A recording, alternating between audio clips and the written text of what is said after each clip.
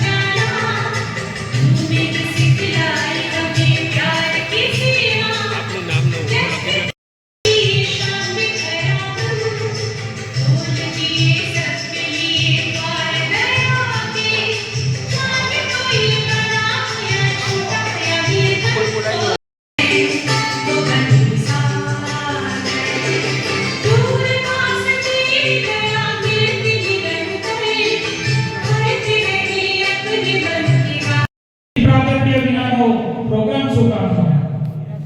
આપણે અહીંયા કાર્યક્રમની સૌપ્રથમ શરૂઆત દીપ પ્રાગટ્યથી કરીશું. વિશ્વની અંદર હાલ જેની બોલબાલા છે એવી ગણપત યુનિવર્સિટી કે જેમાં હજારો લાખો બાળકોએ પોતાનો અભ્યાસ કર્યો છે. હાલ વિદેશોમાંથી પણ બાળકો પોતાનો અભ્યાસ કરવા માટે આ યુનિવર્સિટીની અંદર આવે છે અને એ યુનિવર્સિટી પણ અમને કહેતા આનંદ થાય કે અમારા ખેરવા ગામની અંદર જ આવેલી છે. એટલે શિક્ષણની રીતે પણ ખેરવા ગામ ખૂબ આગળ પડતું સ્થાન ધરાવે છે. ગામની અંદર દરેક સંપ્રદાયના લોકો ખૂબ જ શાંતિથી હળીમળીને રહે છે અને ગામના વિકાસને આગળ વધારવા માટે એક થઈને કામ કરી રહ્યા છે. અમારા ખેરવા જિલ્લા પંચાયતના સદસ્ય શ્રી માનનીય રેખાબેન રાજુભાઈ ચૌધરી પ્રતિનિધિ તરીકે રાજુભાઈ ચૌધરી સાહેબ અહીંયા ઉપસ્થિત થયા છે. એમનું કાર્યક્રમમાં આપણે હાર્દિક સ્વાગત કરીએ છીએ.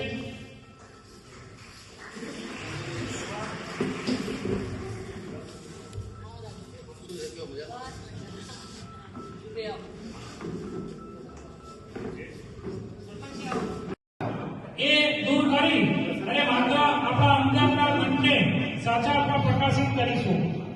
એ પ્રાગટ્યમાં આવનારને મારી વિનંતી, આપ આવો માં સરસ્વતીને રીઝવવા, આપ આવો માં ભગવતીને રીઝવવા, આપ આવો સૌ ગણેશજીને યાદ કરવા, આપ આવો સૌ કૃષ્ણને યાદ કરવા. શુભમ કરોતુ કલ્યાણમ આરોગ્યમ ધન સંપદા.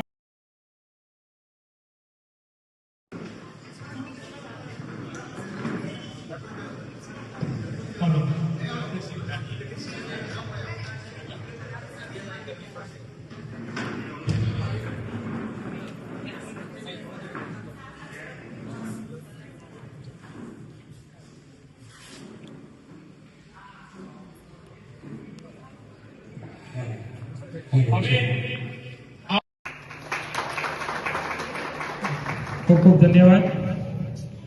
માનનીય શિવાજી સાહેબ, અમારું સન્માન સ્વીકારશો ખેરવા પ્રાથમિક કન્યા શાળાની બાલિકા. શિવાજી.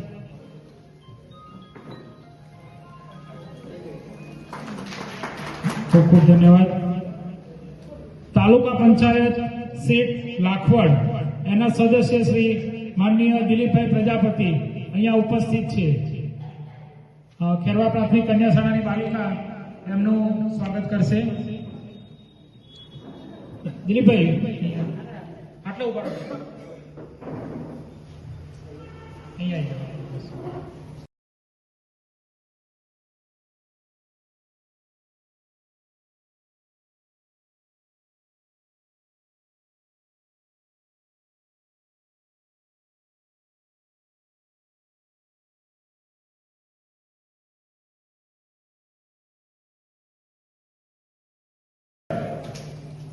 પહેલાં તો આજે મહેસાણા તાલુકામાં અને ખેરવા જિલ્લા પંચાયત સીટમાં આશીર્વાદથી તમે જીતી ગયા છો.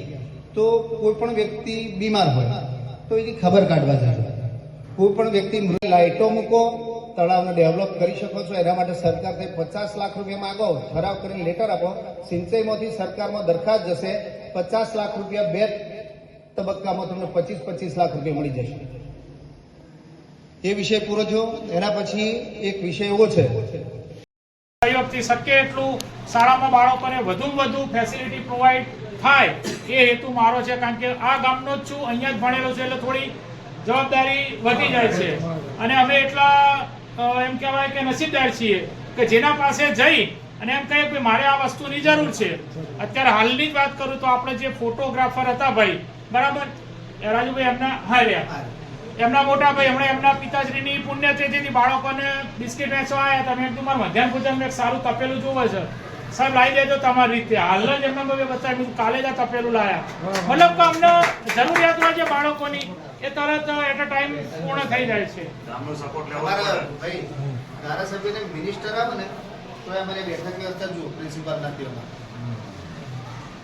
હા, એટલે બીજી બધી આડેબડી વસ્તુઓમાં ના પડતા. મેં તમને કહ્યું, ગુજરાત આપણને આપસ, આપણા ખેડૂતો છીએ, આપણે ખેતી કરીએ છીએ, પશુપાલકમાંથી આપણે પૈસા પેદા કરી શકીએ. પેલી ટકાવારી વાળો જે વિષય છે ને, મારે ના કહેવું પણ હું તમને કહું.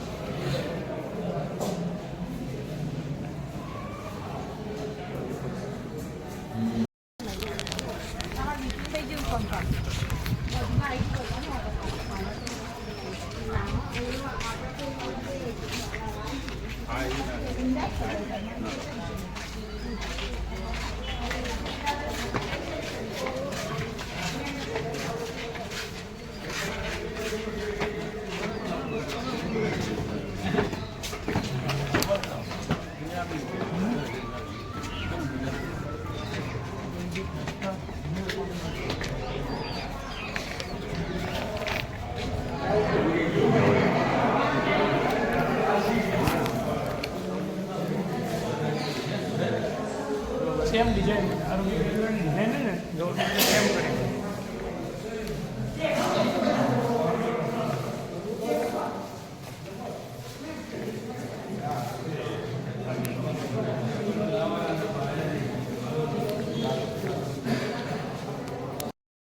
વધારે વૃક્ષો આ કેમ્પસ ઉપર આવેલા છે. ઉત્તરોત્તર એ વૃક્ષોની સંખ્યાની અંદર લીલોતરીની અંદર વધારો થતો જાય છે. ગણપત યુનિવર્સિટીના પ્રેસિડેન્ટ અને પેટ્રોનિંગ ચીફ ગણપતભાઈ પટેલ, જેમના નામ ઉપરથી ગણપત યુનિવર્સિટી નામ છે, એમના અથાગ પરિશ્રમ, પ્રયાસ, આર્થિક અનુદાન અને સાથે સાથે સમયનું દાન, એના ભાગરૂપે આપણે આ કેમ્પસ જે છે એ નિહાળી રહ્યા છીએ. આ કેમ્પસમાં અલગ અલગ વિદ્યા શાખાઓમાં વિદ્યાર્થીઓ અભ્યાસ કરે છે.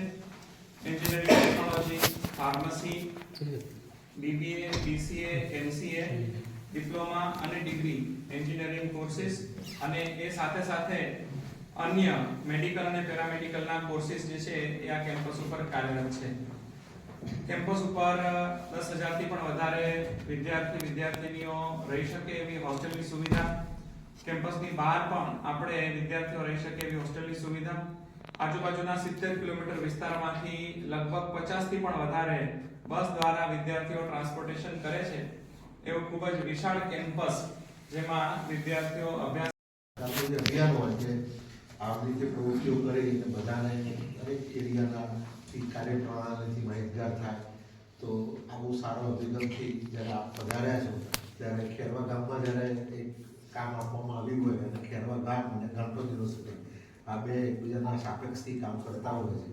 જ્યારે સંસ્થા આમ તો પ્રાઇવેટ સંસ્થા કહેવાય પણ ક્યારેય પ્રાઇવેટની જેમ સંસ્થા કામ કર્યું નથી. એનું કારણ એક જ છે કે જ્યારે કોઈ દાતાઓ અથવા તો કોઈ જેમ નિર્મળ યુનિવર્સિટી છે કે ઘણી પ્રાઇવેટ યુનિવર્સિટીઓ આપણે છે તો એને કોઈ આ એક માલિકીની સંસ્થા નથી. અહીંયા ઘણા બધા લોકો સંકળાયેલા છે. ગણપતભાઈના નામ ઉપર આ સંસ્થા એટલા માટે છે કે અમને આ સંસ્થામાં 200 કરોડ રૂપિયાનું આજ સુધી દાન આપ્યું છે અને એમના જીવન ફરિયાદમાં એમને આજે 82 વર્ષ થયા અને એમનું કમિટમેન્ટ નરેન્દ્ર મોદી સાહેબને એક પત્ર દ્વારા એમની ઓફિસમાં જઈને આપવામાં આવેલું છે 1000 કરોડ રૂપિયા. આપણે ખાઈ બીજાને ખાડું મિલેટ ખાવું સારું.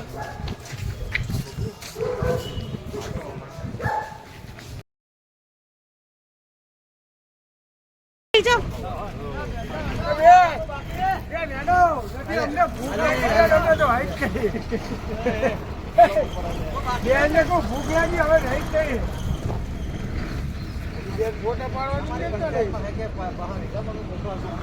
હમણાંનું ઝાડ છે.